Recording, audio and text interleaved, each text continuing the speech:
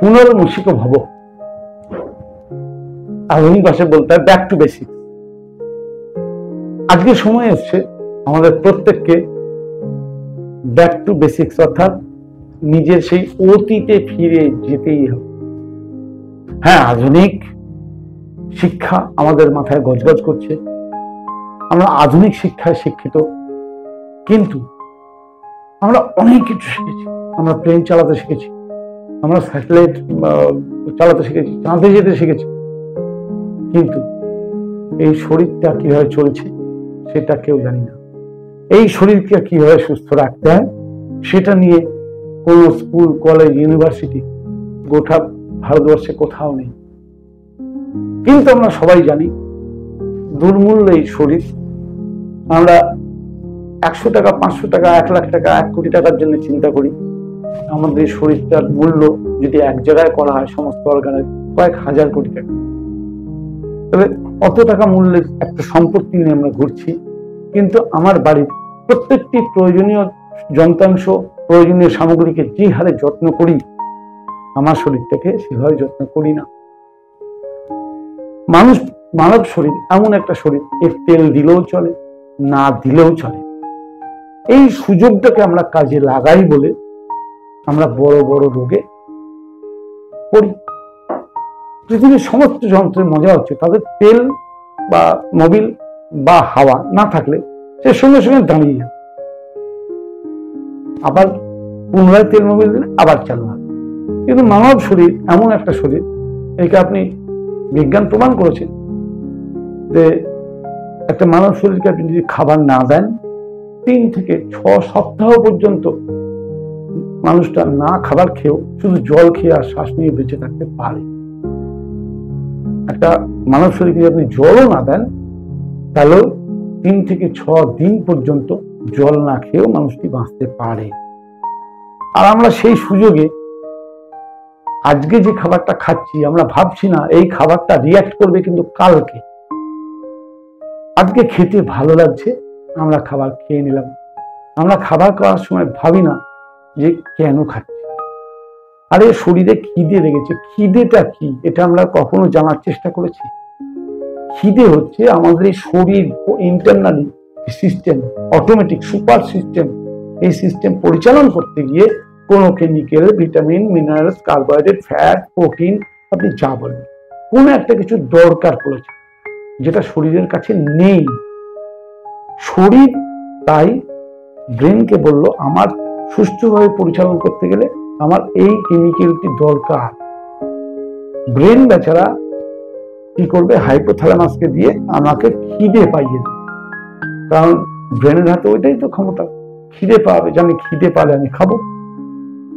আমরা তখন কি করছি, হয়তো রাস্তায় আছি, খুব কাজে ব্যস্ত আছি, আমরা খেয়ে নিচ্ছি সেই সময় অ্যাসিডিক ফুড, হয়তো চা, হয়তো মুড়ি, হয়তো ফাস্ট ফুড, হয়তো জাঙ্ক ফুড, যাতে প্রচুর পরিমাণে প্রিজারভেটিভ, যাতে প্রচুর পরিমাণে চিনি, যাতে প্রচুর পরিমাণে রিফাইন্ড সল্ট, এবং আপনারা শুনে থাকবেন এই যে কটা জিনিসের নাম করলাম প্রত্যেকটাই মারণ বিষ। গোটা পৃথিবীর সেরা মারণ বিষ হচ্ছে চিনি, নুন, প্রিজারভেটিভ, কেমিক্যাল। আমরা খেয়ে নিলাম, খেতে খুব ভালো লাগলো। আজকাল মানুষ মারার খেলায় মত্ত হয়ে গেছে। যে বানাচ্ছে সে জানে না তার ঘরের বাচ্চাটিও কিন্তু ওই খাবারটি খাচ্ছে, তার আয়ু কমছে।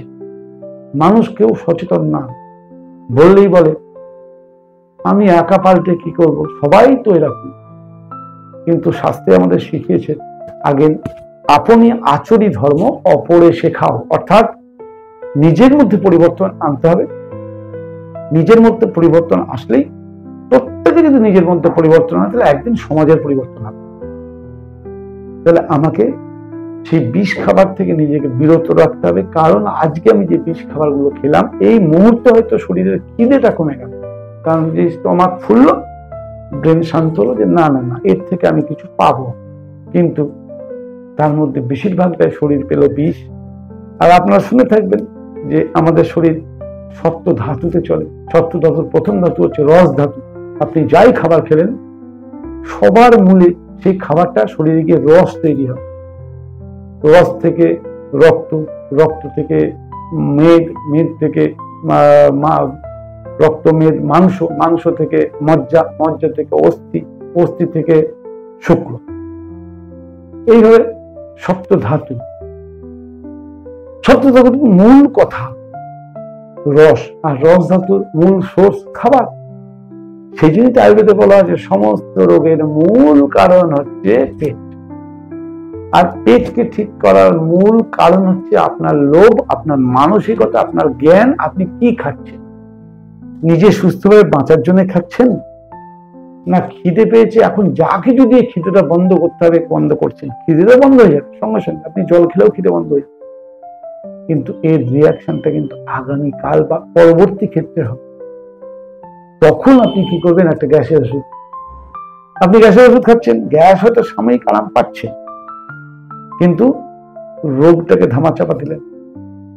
গ্যাস হলো মানে খাবার পচেছে তাই গ্যাস হলো, না পচলে তো গ্যাস হয় না। অ্যাসিডিটি কেন হলো সেটা আপনি চেষ্টা করছেন না, অ্যাসিডিটি কারণ হবে। অ্যাসিডিটিটাকে কমাতে হবে, গ্যাসটাকে কমাতে হবে। ওষুধ খেলেন, লিভারের উপর প্রেশার পড়লো, লিভার খারাপ হলো, আগামী দিনে কি হবে? আরো লিভার কম কাজ করবে, আর লিভার কম কাজ করলে আপনার ইনডাইজেশন আরো বাড়বে। তিলে তিলে আপনি বিভিন্ন রোগে পর্যবসিত হবেন।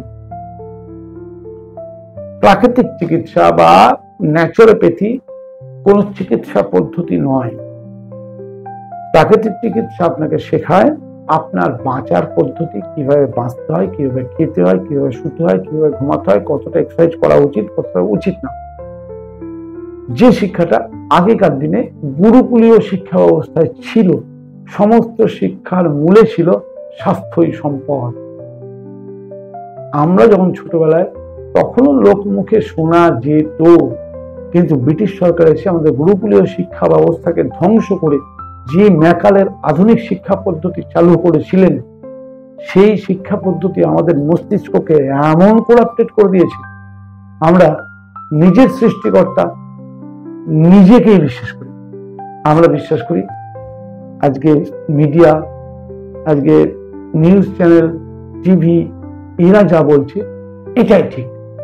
কিন্তু একবার ভেবে দেখি না, বিজ্ঞাপন যখনই দেওয়া হয় সেই বিজ্ঞাপন দেয় যার বিজ্ঞাপন দিলে প্রফিট আছে, আর যেগুলো বিজ্ঞাপনে প্রফিট নেই সেগুলোকেও বিজ্ঞাপন দেয় না। যেমন আপনি শুনেছেন নাকি কোনো বিজ্ঞাপন যে অটোফেগি করলে সুস্থ হয় মানুষ?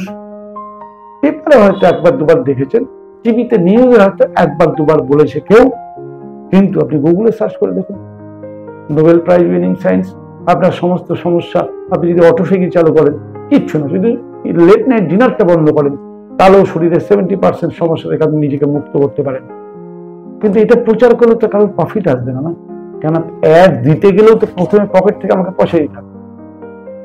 কিন্তু আজকে ইউটিউব, ফেসবুক এদের মতো কিছু সংস্থা এসছে বলে আজকে আমরা আমাদের মনের ভাব এইসব চ্যানেলের মাধ্যম দিয়ে প্রকাশ করছি আপনাদের কাছে জানানোর জন্য।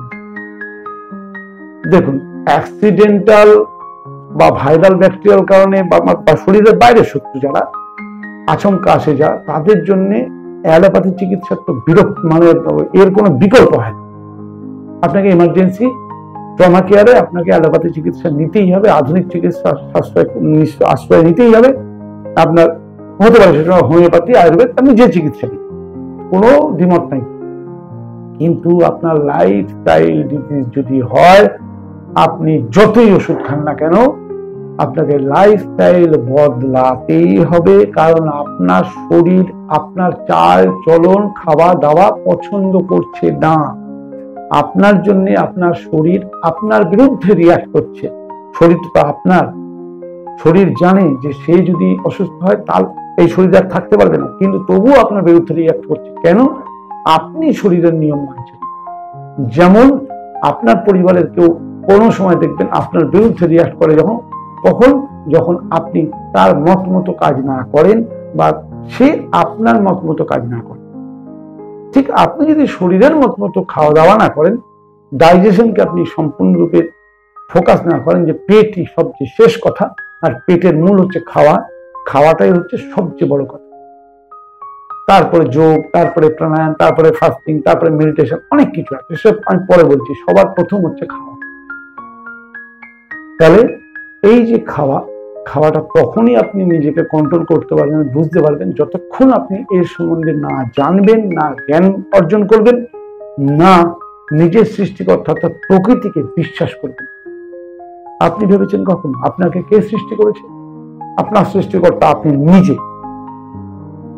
মায়ের পেটে আপনি যখন জন্মগ্রহণ করেছিলেন, ভেবে দেখুন, মায়ের কাছ থেকে আপনি শুধু নাভিরুজ্জের মাধ্যমে মায়ের থেকে রস নিয়েছেন। আপনার মা আপনাকে বানাননি, আপনার সিস্টেম আপনাকে নিজেকে নিজে বানায়। এই সিস্টেমের কাছে ক্ষমতা আছে আপনার সমস্ত সমস্যাকে মুক্ত করে দেওয়ার। হ্যাঁ, অবশ্যই আবার বলছি, লাইফস্টাইল জাতীয় রোগ, লাইফস্টাইল রোগের মধ্যে পড়ছে sugar, pressure, autoimmune disease, tumour, cancer, আপনি কি বলবেন, লিভার ফেলিওর, আপনার কিডনি ফেলিওর, হাঁপানি, মাইগ্রেন, যে রোগ বলবেন, IBS, colitis, constipation, piles, fistula, সব লাইফস্টাইল ডিজিজ আপনার ভুলের জন্য হয়েছে, আপনার না জানার কারণে হয়েছে, সামাজিক বিষ আপনার শরীরে ঢোকার জন্য হয়েছে। আপনি সেটিকে এক ফোঁটাও পাল্টাবেন না। আপনি মনে করছেন ওষুধ দিয়ে ঠিক হবে, কিন্তু আপনি লাইফস্টাইল পাল্টানোর পর যদি ওষুধ নিতেন, তাহলে কিন্তু ওষুধে বেশি কাজ করতে, কারণ ওষুধটাও কিন্তু আপনার ডাইজেস্ট করতে, ওষুধটা সরাসরি গিয়ে কাজ করে না। ওষুধ আপনি খাওয়ার পরে সেটা শরীরে অ্যাবজর্ব হয়, সেটাও রস ফর্মে অ্যাবজর্ব হয়, রক্তের মাধ্যম দিয়ে টার্গেটে পৌঁছায় এবং কাজ হয়। আপনার অ্যাবজর্বেশনে ঠিক নেই, আপনার ডাইজেশনে ঠিক নেই, আর আপনি মনে করছেন ওষুধ আপনাকে ঠিক করে দেবে। এটা হয় কখন? ওষুধ খাচ্ছেন, পায়খানা দিয়ে বেরিয়ে চলে যাবে, কোনো কাজে লাগবে না, বরং ওষুধকে বের করতে শরীর আরো খেটে মরবে। অর্থাৎ আজকের দিনে সুস্থ থাকতে গেলে বর্তমান যে দিনকাল পড়েছে, এই নিয়ে গোটা পৃথিবী রিসার্চও চলছে। আপনারা হয়তো শুনেছেন, এখন টিভিতেও বিজ্ঞাপন দিচ্ছে, আর নয় অ্যান্টিবায়োটিক, এবার আসছে প্রোবায়োটিক। কারণ আপনি হয়তো শুনেছেন অ্যান্টিবায়োটিক রেজিস্ট্যান্স তৈরি হয়ে যাচ্ছে, অ্যান্টিবায়োটিক আর মানুষের শরীরে কাজ করছে না, এখন দরকার প্রোবায়োটিক। আয়ুর্বেদ এটা বহুদিন আগে বলে গেছে, সারা জীবন ধরে আমরা জানি পচা খাবার, অর্থাৎ পান্তা ভাত, আপনার আমলি বা মিলেট, আপনার এই কি বলবো কাঞ্জি, আপনার আচার, এগুলো সবই ফার্মেন্টেড ফুড। বেদের আমল থেকে দই ফার্মেন্টেড ফুড, বেদের আমল থেকে বলা আছে এগুলো খেলে আমাদের শরীর ভালো থাকে। সেই ফার্মেন্টেড ফুডকে আবার ফেরত আনা হচ্ছে। অতএব আজকে অনেক কিছু বললাম, হয়তো কারোর হয়তো কষ্ট লাগতে পারে, আমি হাত জোর করে অনুরোধ করছি, নিজেকে চিনুন, নিজেকে জানুন, নিজের উপরে বিশ্বাস রাখুন, নিজের ভুলটাকে আইডেন্টিফাই করুন, নিজেকে ভুল থেকে বিরত রাখুন। আধুনিক সমাজের সঙ্গে মিশে সবকিছু আধুনিক হয়, কিন্তু এইটুকু মানে খাওয়াটা কখনোই আধুনিক হতে যাবেন না। আধুনিক কোনো খাবারকে বিশ্বাস করবেন না। একমাত্র আপনার সৃষ্টিকর্তা যে খাবার আপনার জন্য বানিয়েছে, পৃথিবীর সবচেয়ে বড় শক্তি সূর্য শক্তি, তাহলে সেই সূর্যদেবের আগুনে যে ফসল তৈরি হয়, সেই ফসল সরাসরি আপনি খেতে পারেন, আপনি যেটা পারেন যেটা খাবেন। আর মানুষের রান্নাঘরে যেটা তৈরি হয় সেটা থেকে কিন্তু যতটা পারেন নিজেকে দূরে রাখুন। আর রান্নাঘরের বাইরে ফ্যাক্টরিতে যেটা তৈরি হয় সেটা তো আপনার মোটেই খাওয়া উচিত না। হ্যাঁ, রসার সাধনের জন্য সুস্থ শরীর থাকলে এক আধ দিন খেলেন, সেটা আলাদা ব্যাপার, কিন্তু ফ্যাক্টরিতে তৈরি প্রোডাক্ট আপনি খেয়ে সুস্থ থাকবেন, এটা তো আজকের দিনে অসম্ভব। আজকের বক্তব্যটি কেমন লাগলো জানাতে ভুলবেন না।